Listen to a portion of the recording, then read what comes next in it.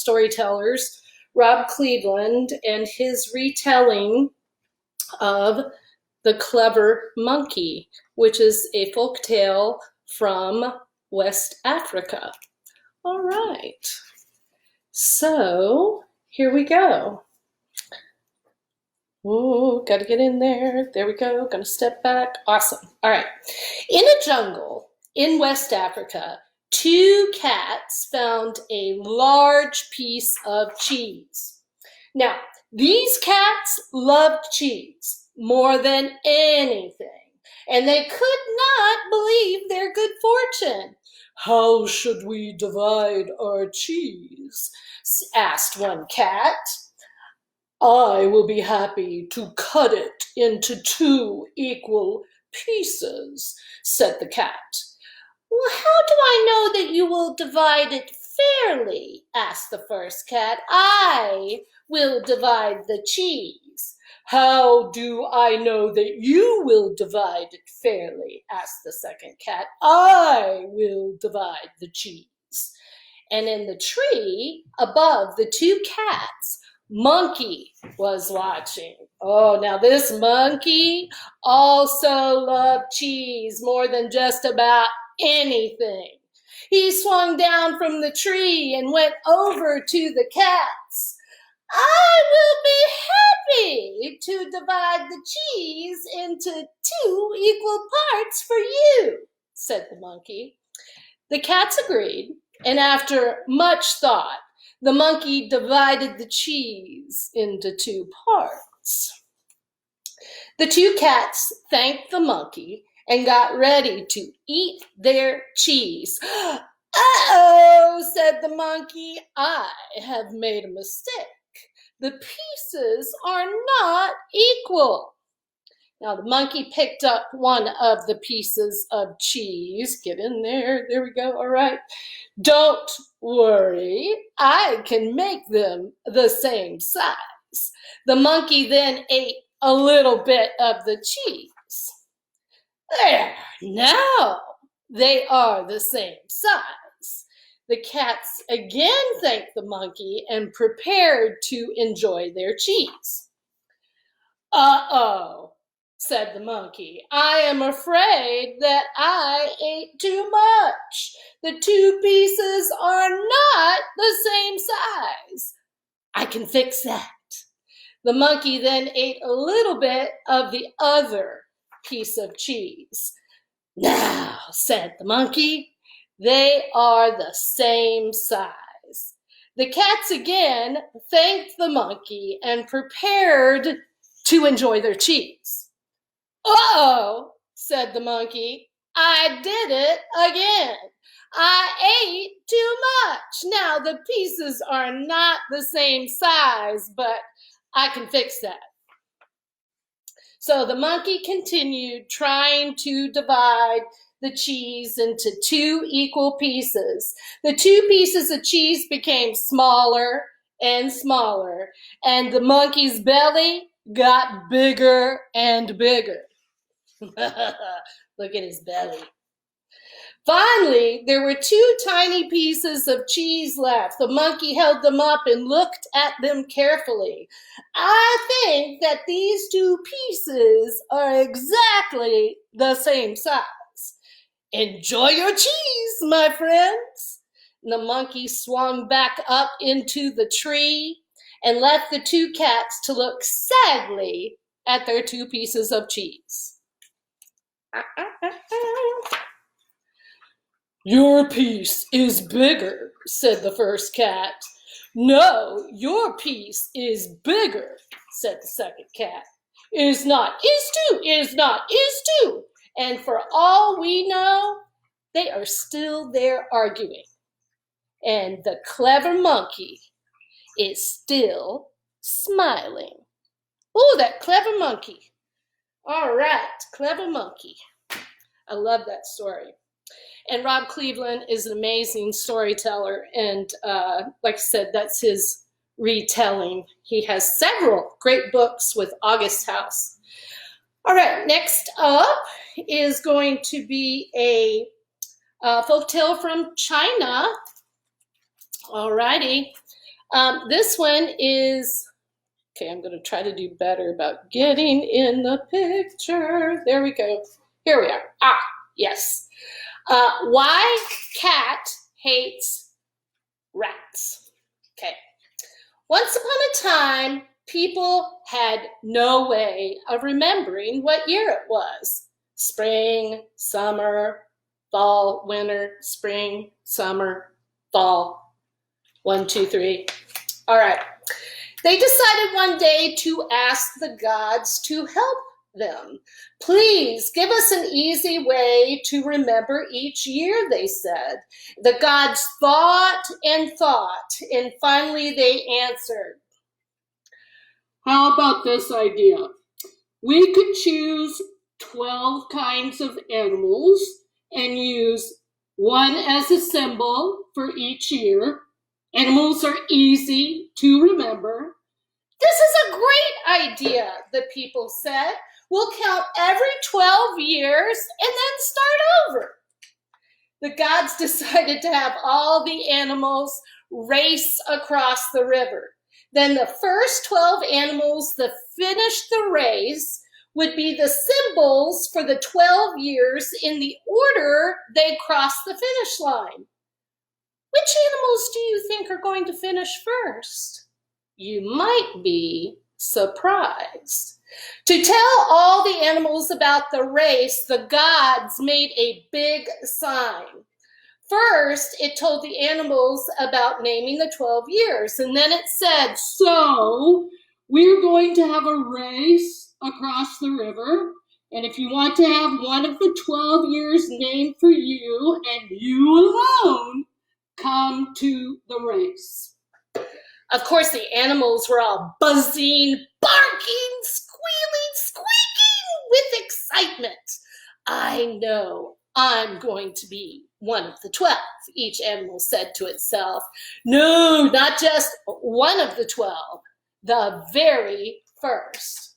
Now, in those days, the cat and the rat were best friends. Is that hard to believe? It's true, but there was one problem. Neither one could swim. How could they cross the river and win the race? The cat had an idea. Let's go find the ox. I'm sure he'll help us race across the river. So that's what they did. At last, the day of the big race came, and while it was still dark, the cat and the rat woke the ox. He let them both climb on his back, and he waded into the river. We're almost across now. We're going to be first, the cat shouted with glee. Go, go, Mr. Ox! And just then, the rat rammed into the cat with all his might and sent her tumbling into the river with a splash. He watched her fall, feeling quite proud of himself. Then he chomped his sharp teeth into the ox's tail. Ow, ow, ow, squealed the ox in great pain. He flipped his tail up into the air, flinging that rat across the other side of the river. The rat landed at the feet of the gods, waiting at the finish line. So you're the first to finish? And the gods said in great surprise, if it please, you gods, said the rat, I may be small, but I am very smart. The ox then came crawling up the bank of the river, shouting, yes, yes, I did it. I'm the winner. I'm number one. Hey! Actually, no, said the gods. You came in second. The rat got here before you. The ox could not believe it. He opened his eyes as wide as he could and looked back at his tail, expecting to see the rat still there. Oh, He had no idea what had happened. Next along came the tiger, calling, "I'm number one, I'm number one." The gods just laughed and held up 3 fingers. With an angry scowl, the tiger was about to protest when everything around him turned dark. Looking up, the tiger saw the dragon coming down from the sky, riding on a cloud. And just as the gods were about to raise 4 fingers down at their feet, they heard a voice saying, "The rabbit's already here?" The gods looked down to see a small rabbit sitting politely. "Oh," they said, "well, then the rabbit is number 4. And that is how the dragon took 5th place. And, I'm going to get in there so you can see the horse. After a little while, the horse appeared, giving a neigh of delight. "Here's number 6. Said the gods. But just before the horse could get to the finish line, the snake slithered up and hissed loudly. "The snake is 6th. See, I slid in first." Close behind the horse came the sheep and the monkey and the rooster. What numbers did they win? Now, most of the places were taken. The dog came paddling in next, taking the number 11 place. He would have arrived a lot sooner if he hadn't been dilly-dallying. "Who," asked the gods, "is going to win the final spot?" So there they are, all lined up to take their spots. Just then the pig came dashing in, panting heavily. "Does anyone, oink, have something good, oink, to eat? I got up extra early this morning, oink, and I'm extra starving." The first 12 animals had now arrived, so the gods declared, "We will now announce the 12 winners in order: the rat, the ox, the tiger, the rabbit." But before they could go any further, the soaking wet cat came running up to the finish line. "What number am I?" she asked, dripping. "Sorry, you're a little late," the gods answered kindly. "The race is over." The fur on the back of the cat's neck rose stiffly, and with an angry yow, she sprang at the rat. The rat ran to hide behind the gods. So from that day on, oh, you like this story? You like this story, hero? So from that day on, whenever a cat sees a rat, she attacks him in a flash. The rat may have taken the first place in the race to name the years, but every day he must live in fear of the cat, always looking over his shoulder. All right. Okay, awesome. I love that story too. So now we're going to go to Aesop's Fables and the contest between the sun and the wind. Another gorgeous book from August House. You know, Aesop was Greek. So continuing with our world folktale theme. So here we go, the contest between the sun and the wind. Hey, Rob. How are you, Rob Brookshire? I love this dedication. I hope you can see it. Trying to get it right in there. Okay, this book is dedicated to peacemakers everywhere. It'd be nice if we were all peacemakers, wouldn't it? Yeah? I think that would be an awesome thing. Look at these beautiful illustrations. I'm going to try to do better about getting them straight in the picture. Yeah, there we go. All right.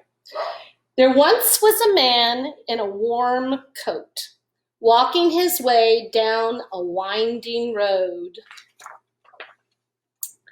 The sun and the wind high in the sky watched the man as he walked by. The wind bragged to the sun, "I'm the strongest one. I'm much stronger than you." "Really?" said the sun. "Then I challenge you to a contest of strength. Let us see who can take the coat off of that man on the road." "Oh, that's too easy." Trying to get the light right. There we go. "I'll huff and I'll puff and I'll blow to the brim. I'll rip his coat off of him. I'll smash him against the trees. I'll take his coat off with ease." Hang on a second. I'm going to turn off this light. I think you're going to be able to see better. Is that better? Better for the, yay, a little better. Okay. So the wind blew harshly down the road. The man clutched tightly to his coat. The wind grew loud. The wind grew cold. The shivering man buttoned up his coat. The birds clung to the trees. The world was dust and leaves. But the harder the wind blew down the road, the tighter the man held on to his coat.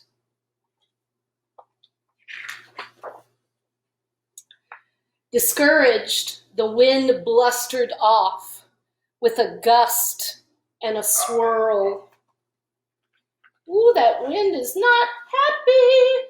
But then the sun peeked out from behind a cloud, warming the air and the frosty ground.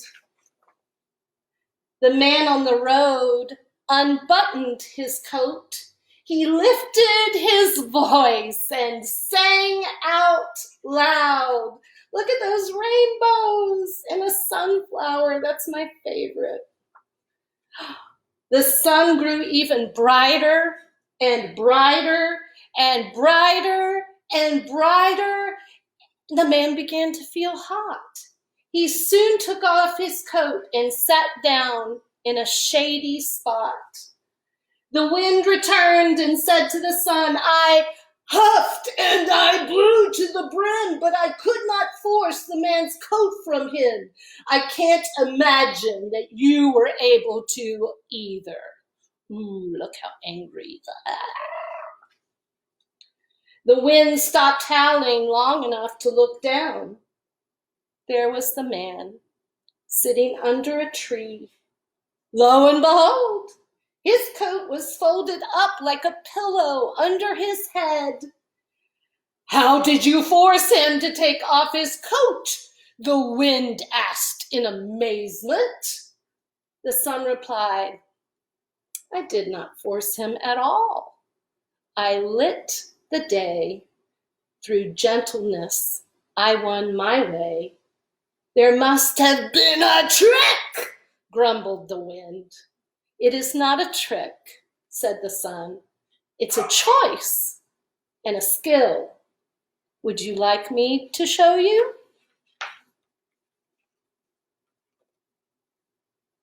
The sun just smiled.